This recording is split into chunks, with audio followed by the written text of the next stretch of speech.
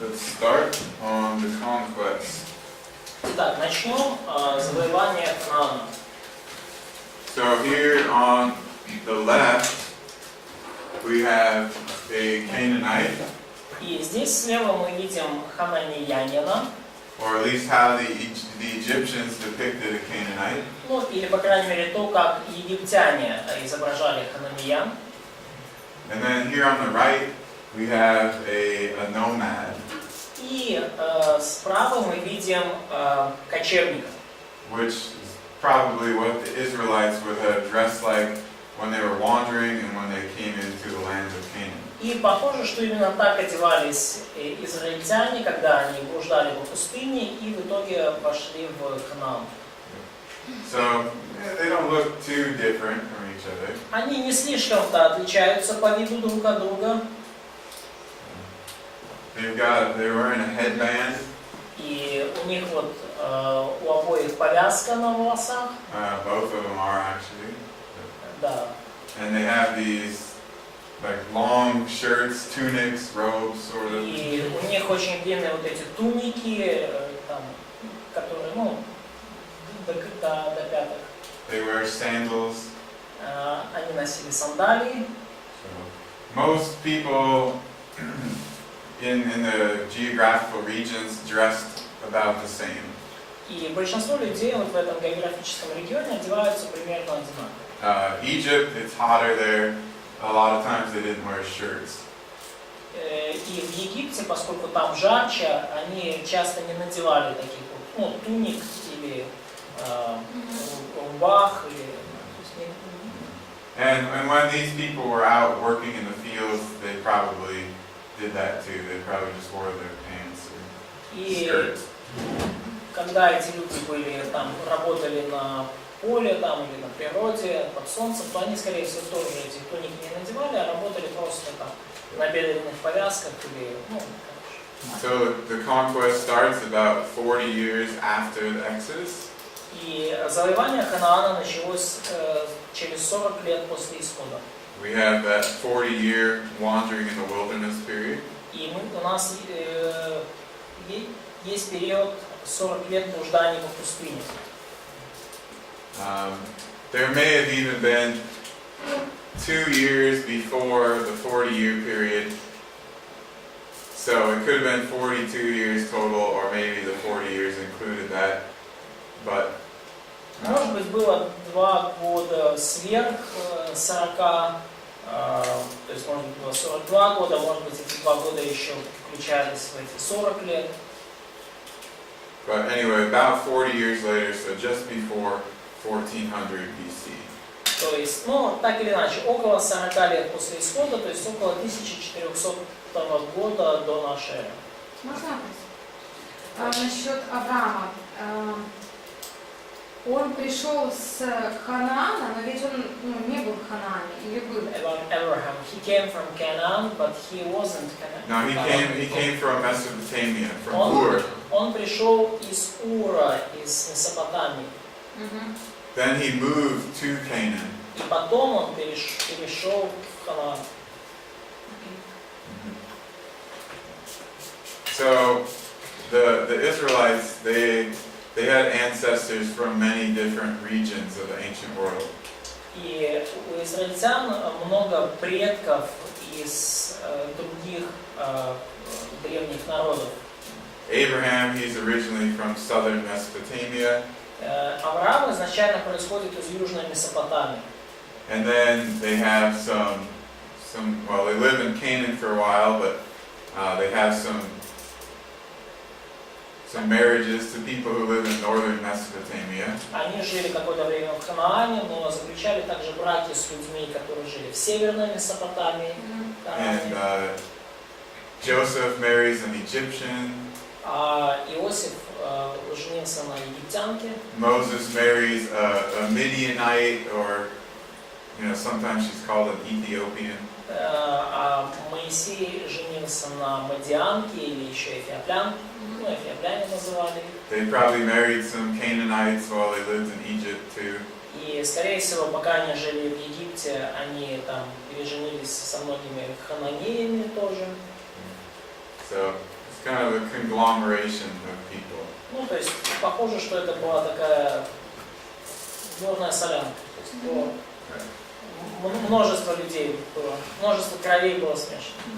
Now, I'm not going to go into detail on this, but I will tell you that some people put the Exodus and the conquest in a different time period. И я не буду сильно сейчас углубляться, но я просто скажу, что некоторые люди, они датируют исход и завоевание Ханаана другим временным отрезком. And they do that because they read the chronology or the numbers figuratively or allegorically. И почему они это делают? Потому что они читают хронологию и числа не буквально, а аллегорически, толкуют их символически. And they tried to match up what had been found archaeologically with sort of the general story of the conquest. И они пытаются сопоставить то, что нашли археологи, с какой-то общей историей завоевания Ханаана. Rather than using the specifics in the Bible as the guide. И вместо того, чтобы использовать конкретные детали Библии как руководство, как для направления. But over time, archaeology has shown that there's no evidence for the conquest in this later period. Но со временем археология показала, что нету свидетельств о завоевании Ханаана в этот более поздний период. So, like the Exodus, now most archaeologists and historians don't think that the conquest happened. Как и в случае с исходом, большинство историков и археологов сейчас не верят в то, что произошло завоевание Ханаана. So they say things like, well, the Israelites always lived in Canaan, they were Canaanites, they just invented a new god later. И они сейчас говорят, что израильтяне всегда жили в Ханаане, что они были хананеями, и просто они со временем изобрели нового бога. But we're going to look at the specific evidence that shows the conquest actually happened, that the Israelites came into the land and conquered it. И мы сейчас рассмотрим доказательства того, что завоевание Ханаана действительно случилось, и что израильтяне действительно вошли и захватили эту землю. First, we have some early inscriptions mentioning Israel. И, во-первых, у нас есть древние надписи, где упоминается Израиль. Israel in Canaan. И Израиль в Ханаане. And we also have some of these letters from the Canaanites mentioning the Habiru invading Canaan. И также у нас есть письма хананеев, в которых упоминается, что Хабиру напали на Ханаан. I mentioned before that the Israelites and the Hebrews, they could be designated by this term Habiru. Ну, и я уже говорил об этом раньше, что израильтяне или евреи, их можно как сопоставить с вот этим термином хабиру или хабиру. When they are outcasts of a society or when they're sort of living like nomads. Когда они жили как изгои общества или как кочевники. So one of the things that we're concerned with, or will be concerned with, they're called the Amarna letters.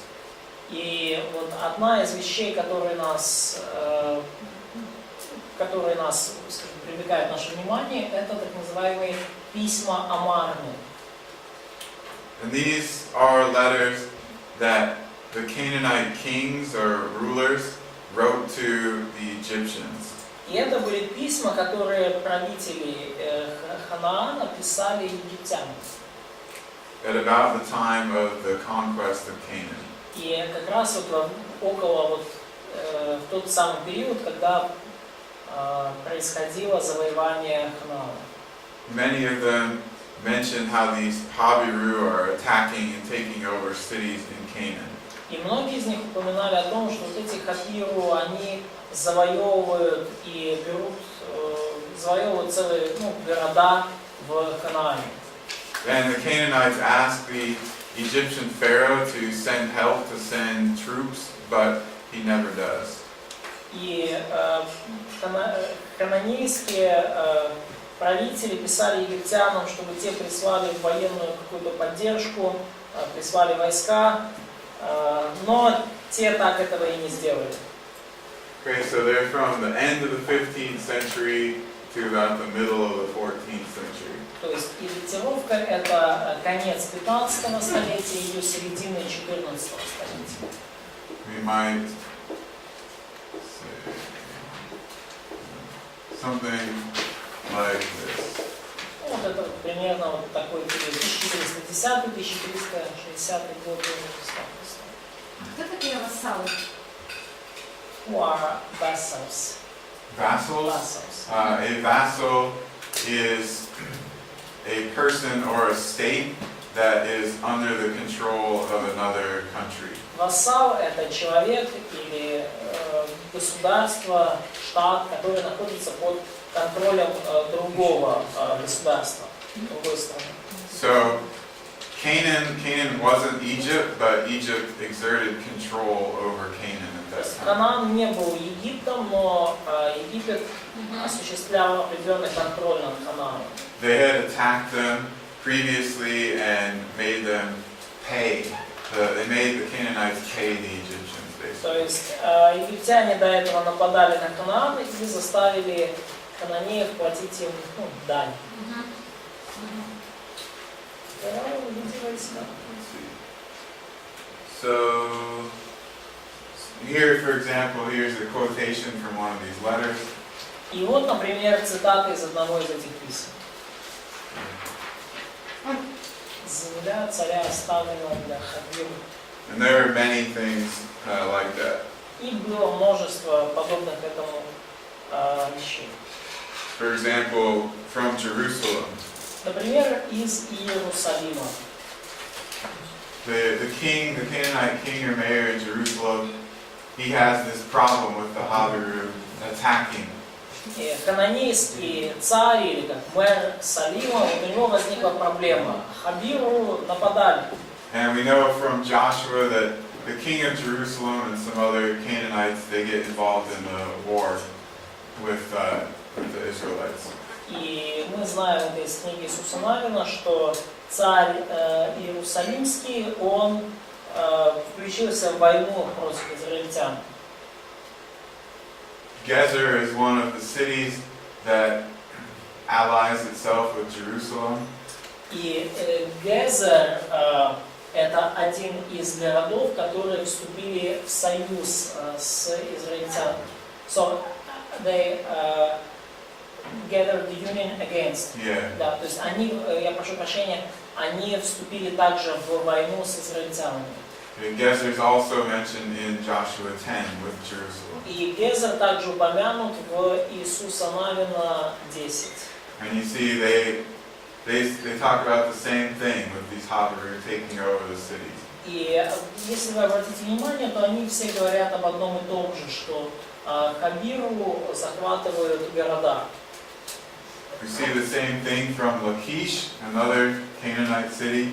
И мы видим то же самое в письмах из Лахиша, другого хананейского города. In fact, they say that the Habiru killed the king or the mayor of Lachish. И они говорят, что рабы, которые присоединились к Аберу, поразили царя Лахиша. And we read in Joshua that the Israelites, they did kill the king of Lachish.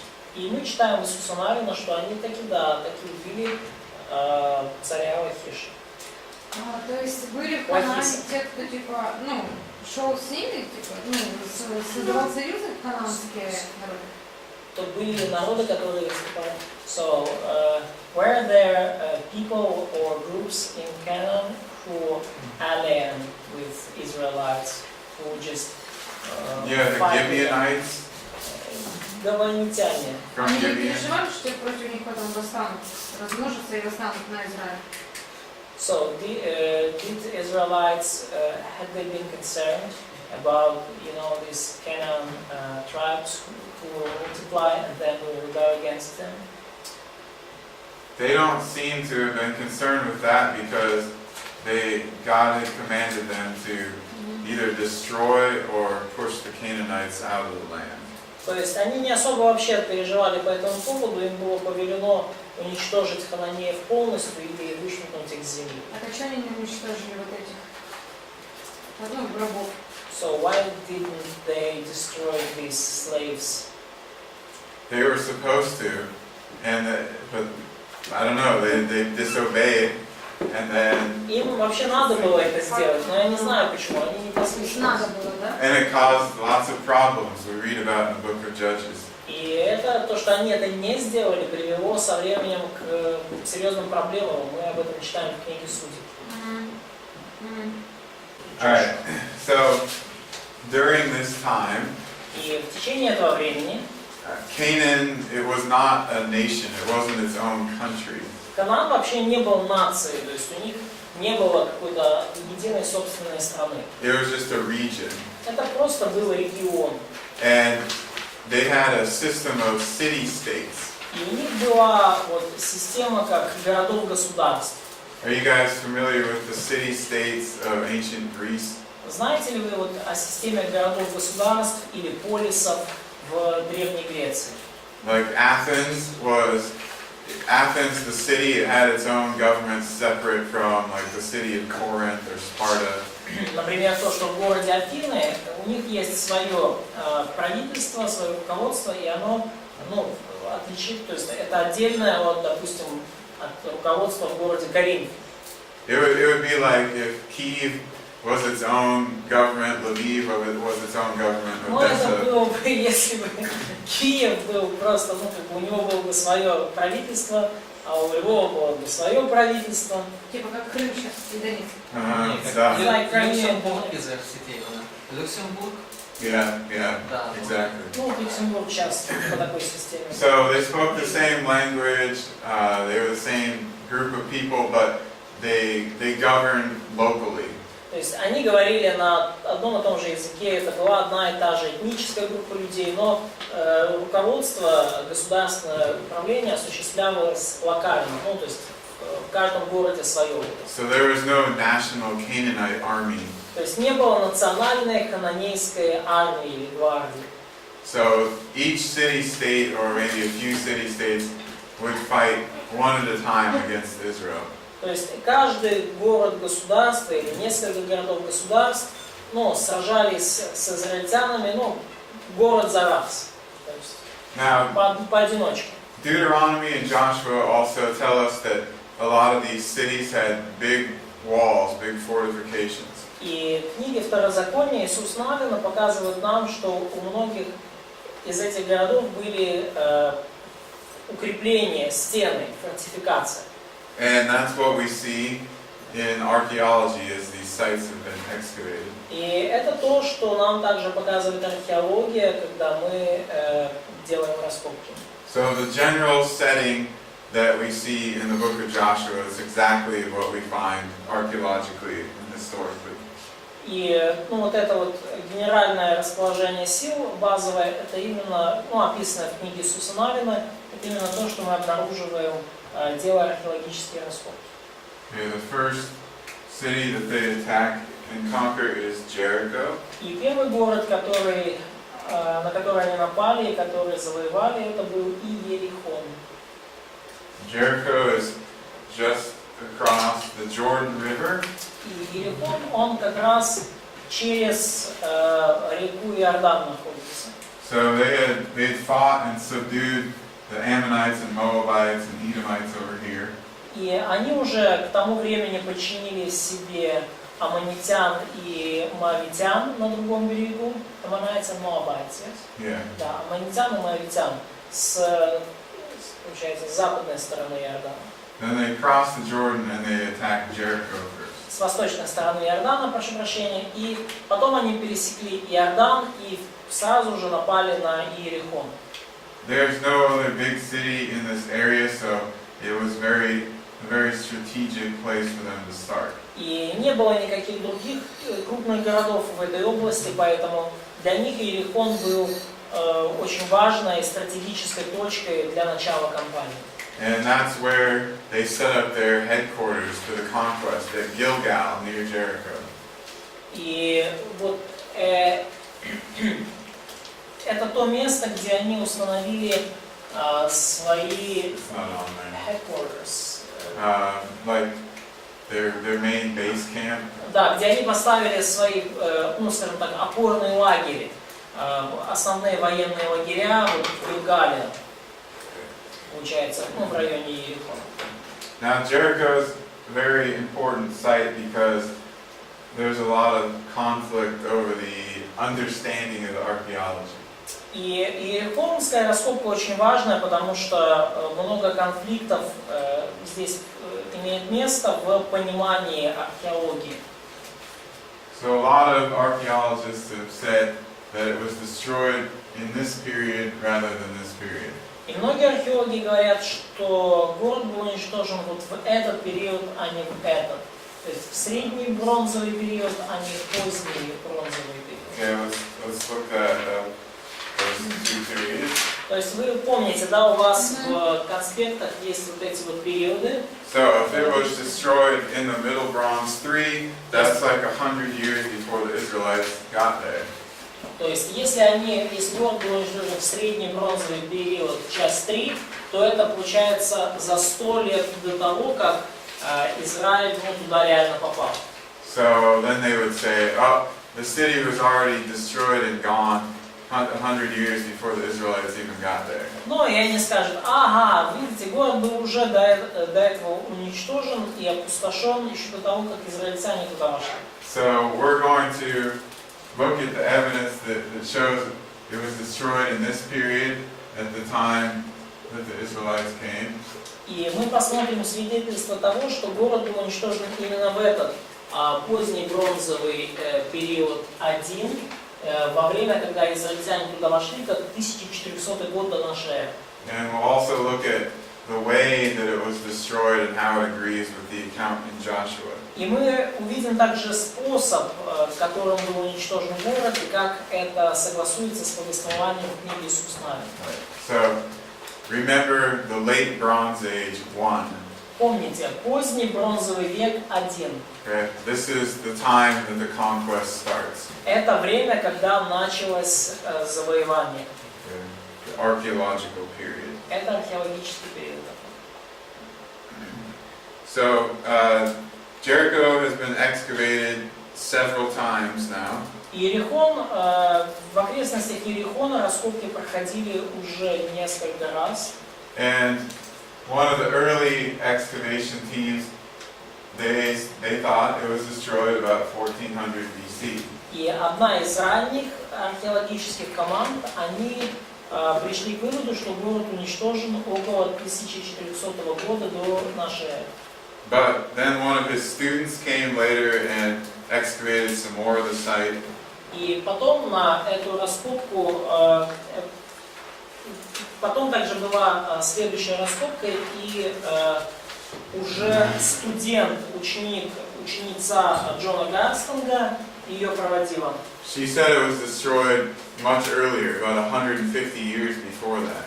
И она сказала, она утверждала, что уничтожение Иерихона произошло раньше, намного, около 1550 года до нашей эры. And so she concluded that there was no Israelite conquest of Jericho. И на основании этого она заключила, что не было израильского вторжения в Ханаан, и в Иерихон, точнее, не было завоевания Иерихона. This was re-evaluated by another archaeologist afterwards. И после этого такая точка зрения была переоценена и подвергнута сомнению следующим археологам. He argued that it actually was destroyed at the time that the Israelites came and that there was a lot of evidence for that. И вот этот следующий археолог Брайан Бутон утверждал, что действительно Иерихон был уничтожен израильтянами в это время. And now there are excavations there yet again. И сейчас в этом месте снова проходят раскопки. They still say it was destroyed earlier than the Israelites arrived, but they've moved it a little bit closer. То есть, и вот новые товарищи, они опять же утверждают, что все же до израильтян произошло произошло разрушение Иерихона, но они дату чуть-чуть ближе подвигают к 1400 году. But before we get to the timing, to the chronology, let's look at what they found there. Но прежде чем мы перейдем к датам и к хронологии, давайте посмотрим на то, что они там нашли. Some things found at this destroyed city of Jericho that we also read about in Joshua. То есть они нашли некоторые предметы и находки, связанные с разрушением Иерихона, и это мы также об этом читаем в книге Иисуса Навина. The book of Joshua tells us that Rahab's house was on the city wall. Книга Иисуса Навина говорит нам, что дом Раав был в городской стене. Now, this was a fairly common practice for cities in Canaan at the time of the conquest. И это было очень распространенным таким обычаем, практикой в ханаанских городах времен завоевания. Not all of them had that, but the most crowded cities, they generally did this. То есть не во всех городах это было, но в наиболее густонаселенных. But they found this same construction practice here at Jericho. Но в Иерихоне они нашли вот такую же самую, скажем так, свидетельство такой строительной практики. So living places in the city wall. Yeah. То есть что, в чем практика, что жилое помещение, жилая комната находится в городской стене. In fact, they even found a section of the wall where the houses were still standing. И вообще говоря, они нашли даже участок стены, где городские стены остались не стоять, не были уничтожены. Or at least we can see sizable remnants of the houses. То есть мы, по крайней мере, видим, что сохранились там остатки каких-то жилых домов. This may be connected to the house of Rahab, which was not destroyed with the rest of the city. И может быть это связано с домом Раав, который не был уничтожен вместе с остальным городом. God told the Israelites to destroy the city by fire, to dedicate it to Him, kind of like a sacrifice. И Бог повелел израильтянам уничтожить город огнем, как посвящение Богу, как жертва Ему. Yes. То есть, когда стена упала, получается, та часть стены, там, где Рахав жила, то она не упала. So when walls fell down, the part where Rahab lived did not fall. That's how I would interpret the story. Это то, как я толкую эту историю. So they were supposed to dedicate it, to burn it, and not take things from the city. И таким образом им было повелено посвятить город Господу, сжечь его и не брать никаких вещей из этого города. And in the excavations, they found that not only had the city been burned, but all of these big storage jars full of their food had been left and destroyed. И во время раскопок было обнаружено, что не только весь город был сожжен огнем, но даже большие сосуды, где хранилась пища, и они были заполнены пищей, они также были уничтожены. This is very uncommon because usually the invading armies would take all the food and everything from the city that they conquered.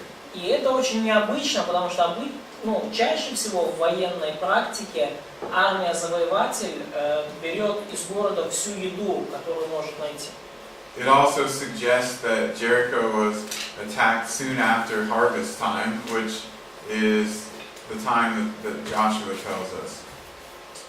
И также предполагается, что нападение на Иерихон случилось вскоре после урожая, так же, как нам повествует книга Иисуса Навина.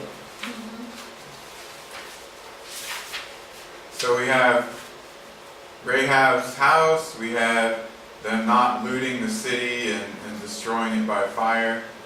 То есть мы видим, что, во-первых, найден дом, похожий на дом Рахав, во-вторых, что они не ограбили город, не взяли оттуда продовольствие, а сожгли его полностью. And then we have the wall. И далее мы видим стену. So the account in Joshua says that the wall fell down upon itself. То есть повествование в Иисуса Навина говорит, что стена упала вниз сама собой. It doesn't say that it fell back into the city or that the Israelites knocked it over. И не сказано, что стены упали назад в город, и не сказано, что израильтяне разбили эти стены. And when they excavated around the wall, И когда они делали раскопки вокруг стены, they found that the wall had fallen down like this and piled up on itself. то есть когда они делали раскопки, они увидели, что стены упали вниз, вот как здесь указано, и обломки расположились вот тут. So then the invaders could just walk up this ramp of fallen wall into the city. И таким образом теперь завоеватели могли по вот этой вот естественной наклонной линии, как по лесенке, подняться и войти в город. То есть по остаткам стены. And this is exactly how things are described in Joshua 6. И это именно то, как изображается падение стен в Иисуса Навина 6 главе. Now, whenever they excavate, you can still see the stone retaining wall. То есть, когда бы они это не раскапывали, то вы можете всегда обнаружить вот оставшиеся камни от каменной стены.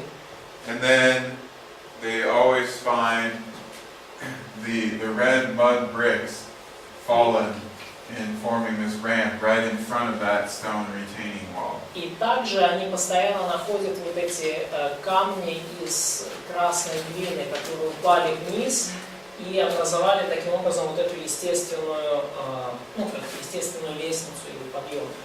If we add these two together, И если мы соберем вместе два этих факта, then the wall might have been about 9 meters high. то есть соберем вместе две вот эти стены, да, то есть каменная снизу и из глины красной сверху, то вот получается, что в сумме они дают 9 метров высоты. So again, Опять to же, clarify this, чтобы сделать это более ясно. this is the stone retaining wall. Вот это вот каменная стена, которая осталась. And then there was a wall that they made out of mud or clay bricks that was on top of this. Это каменная стена, которая осталась, а это были стены из красного кирпича, из глины. The ground was here. Земля была вот тут. But then, when this thing fell, Но потом, когда обрушился вот этот верхние стены обрушились, you have the ground level raised and a sort of ramp made. и вы видите, что, понятное дело, уровень земли повысился и получилось своего рода, наклонная дорога или пандус, да, вот мы называем. Вот как у нас на лестницах вот для инвалидных колясок пандус для подъема.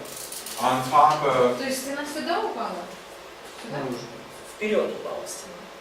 Наружу. Вперед. Вовнутрь или Наружу. Сюда. Наружу. На улице. Хорошо. So, Вся сразу или по кусочкам вот так вот? so the wall fell down kind of forward, yeah, and the whole wall fell down at the same time. yeah. Да, все сразу. А что вот это такое? Вот это. Что? Это рисунок. Желтый. Нет, перед желтым вот этот рисунок нарисовали. Что это за рисунок? Это каменная стена, которая осталась, это камень. А это та часть, которая была из глины. красной глины, из красного кирпича, и обрушилась вперед вот эта часть, и она образовала собой естественный пандус, естественную вот эту наклонную как бы дорожку, по которой можно было зайти, потом войти в город. А желтое это что? Это уже город, да, начался? Вот this yellow part. It's dirt. Это грязь. Okay, so they took dirt and they built up a mound like this. То есть они взяли вот эту грязь и построили гору на ней. And they put stone here И они поставили камень вокруг, to stop erosion. чтобы остановить эрозию почвы. То есть, Okay, people still build like this now. то есть и люди до сих пор так строят. And then the mud brick city wall, they built that on top И here. потом они построили наверху вот эти городские стены из красного кирпича. Then on top of this fallen wall, И вот наверху этой упавшей стены they found a big layer of ash. они обнаружили большой слой золы. So they know that the wall fell first and then the city was burned. То есть потому они определили, что сначала упали стены, а потом город был сожжен. That's the order that we have in the Joshua narrative. И это тот самый порядок, который мы видим в повествовании в книге Иисуса Навина.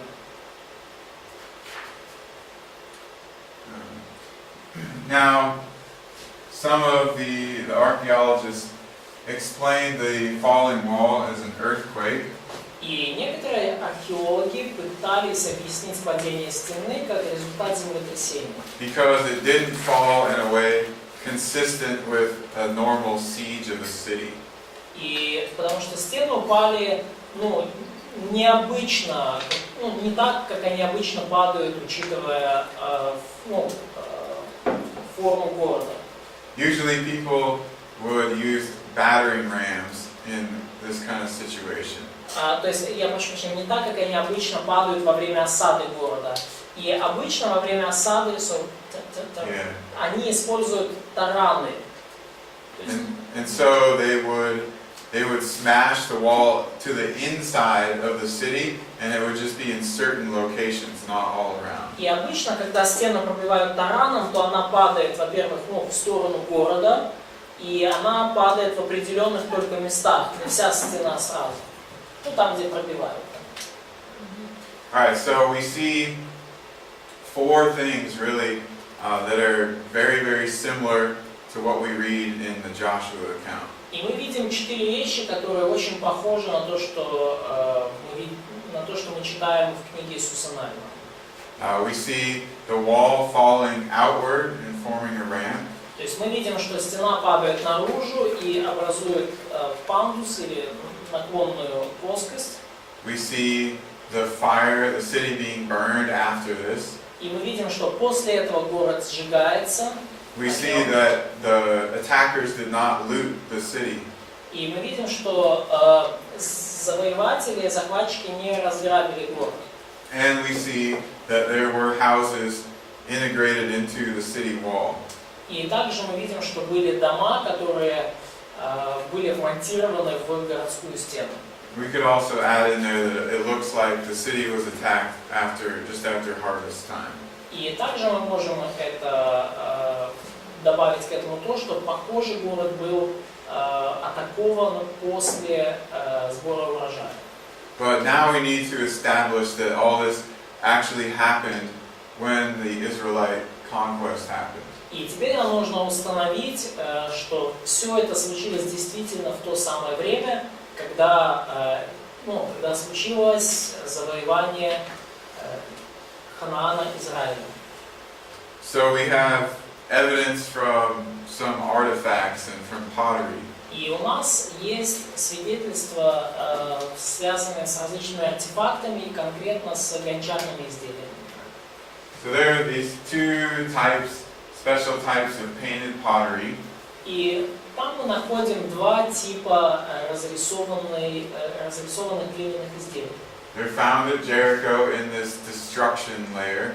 И они нашли их в Иерихоне, вот в этом слое, который появился при разрушении. And it's a pottery that's in use in Canaan until 1400 BC. И это керамика, которая используется в Ханаане до 1400 года до Рождества Христова. In this period called Late Bronze Age 1. В тот самый период, который называется поздний бронзовый век 1. We could probably narrow this 1500 to 1400. И мы даже можем сузить это, то есть керамика это используется с 1500 до 1400 года. Okay. So the pottery suggests that people were still living at the city until the time of the Israelite conquest. То есть таким образом керамика показывает нам, что люди жили в Иерихоне вплоть до самого вторжения израильтян. Generally, we could call this Cypriot pottery. И вообще в целом мы эту керамику можем назвать кипрской керамикой. But we have some more evidence, some more specific indications. И также у нас есть другие свидетельства, и это вполне конкретные свидетельства. Because Egyptian royal scarabs were also found at the city. Мы видим, что были найдены в городе египетские королевские печати со скоробеем. Remember that these were made during the time that a specific pharaoh was ruling. И вы помните, да, что эти скоробеи делали в те времена, когда правил конкретный фараон, то есть и наносились на скоробеи его имена. The latest one that's found is Amenhotep III. Самый поздний скоробей, который найден, это скоробей с именем Аменхотепа III. No scarabs of pharaohs after this time are found there. И нету скоробеев после этих времен, нету найденных скоробеев, которые были бы позже этого времени. So we know people lived there during his reign, but not after it. То есть мы знаем, что люди жили здесь во время его правления, но не после него. And this pharaoh, he reigned around 1400 BC. И этот фараон жил как раз-таки в районе 1400 года до нашей эры. A little bit before and a little bit after. Чуть-чуть до этого времени и чуть-чуть после. Okay, but this helps us narrow it down a lot more than 100 years. Но это нам позволяет сузить временной промежуток намного больше, намного уже его сделать, чем сотни лет. То есть он получается намного уже. Basically, if we put together the pottery and the scarabs, it looks like the city was occupied until sometime in the last 10 years of the 1400s. И если мы соединим вместе керамику и скоробеев, то получится, что завоевание Иерихона произошло где-то между 1400 и 1410 годами до нашей эры. А что значит вот эти имена? Тут у нас Ихат, Шепсу. Понятно, почему они здесь? What these names means? These two ruled before Amenhotep. Вот эти два императора правили до Аменхотепа. This guy rules until 1450. Тут у нас правили до 1450 года. She's like about until 1480. А она до 1480 года. So it's just telling us that they're living in the city throughout the 1400s. То есть речь о том, что поскольку найдены печати с именами этих императоров, то в этом городе жили люди во время их правления. But since he's the last one, we know when people stopped living there. Но поскольку вот этот Аменхотеп III, он последний, то мы понимаем, что он последний фараон, при котором там жили люди. There's even a tablet, a clay tablet that was found there that dates to the 1400s. И здесь есть, также найдена глиняная табличка в Иерихоне, которая датируется 1400 годом.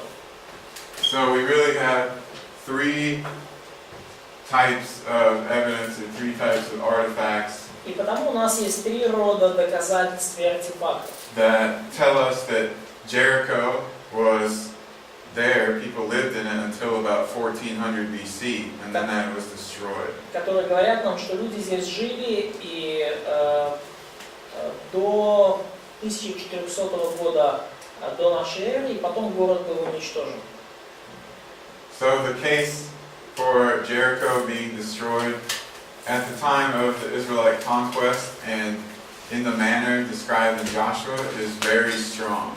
И поэтому утверждение о том, что что Иерихон был уничтожен в то самое время и тем самым способом, как нам об этом говорит книга Иисуса Навина, такое утверждение является очень сильным и хорошо доказанным.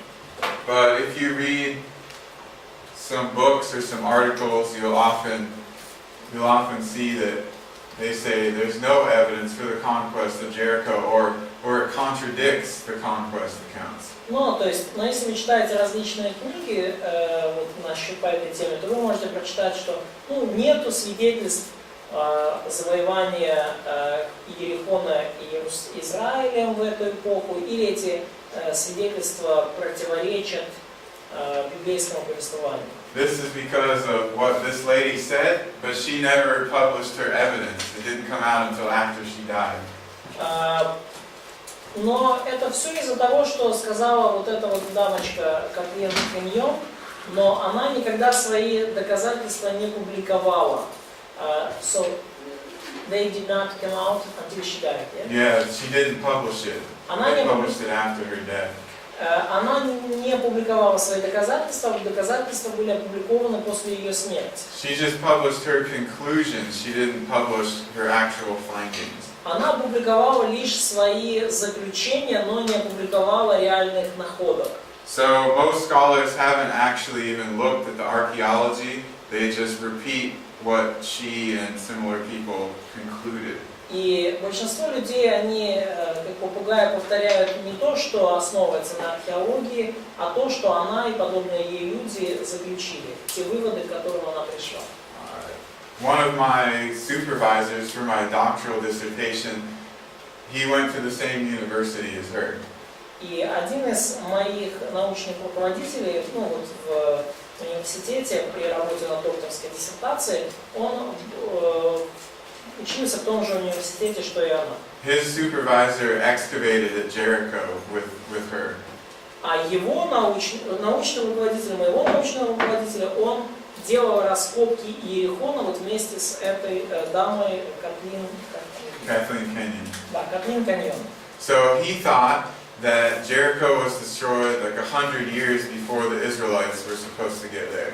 То есть он думал, что Иерихон был разрушен за 100 лет до того, как израильтяне туда вошли.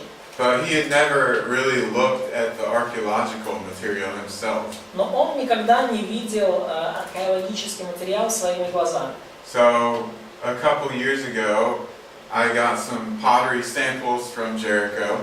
И несколько лет назад я получил некоторые образцы керамики из Иерихона. And I brought them to him. И я принес ему эти образцы. And he's a very good archaeologist, very knowledgeable. И он очень хороший археолог, очень знающий и эрудированный. And I said, what period do you think this pottery is from? И я спросил у него, как вы думаете, к какому периоду относится эта керамика? And he was looking at it, but he wanted me to tell him what site it was from before he told me his opinion. И он так посмотрел на них и спросил меня, а с какой раскопки эта керамика? So finally I told him, okay, it's from Jericho. Ну и в конце концов я сказал ему, окей, это с Иерихон. And he said, are you serious? Он сказал, ты что, серьезно?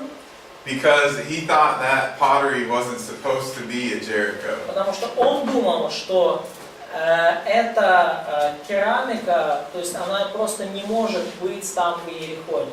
From the late Bronze Age 1. Из керамика позднего бронзового века 1. But he saw that it was the pottery from that period when the Israelites were supposed to conquer the city. То есть, но он увидел, что это керамика того самого периода, когда израильтяне вроде как должны были вторгнуться в город. So he wasn't arguing with me about that. He just had never looked at it himself and noticed that. Но поэтому он со мной не спорил об этом, потому что он раньше никогда этого не видел и не обращал на это внимания. And that's how it is with most of the people, most of the archaeologists who would say that Jericho was destroyed too early. И то же самое можно сказать о всех археологах, которые говорят, что Иерихон был разрушен до вторжения израильтян. They're just going off of what somebody else had written and they never looked at it themselves. То есть они просто следуют за тем, что кто-то там сказал или написал, и они никогда не видели материал своими глазами. Alright, the second city that they destroy by fire is the city of Ai, or Ha'ai. Другой город, который они сожгли огнем, это город Гай. Okay? It's located sort of in central Canaan. И этот город находится, ну, как сказать, в центральном Ханаане.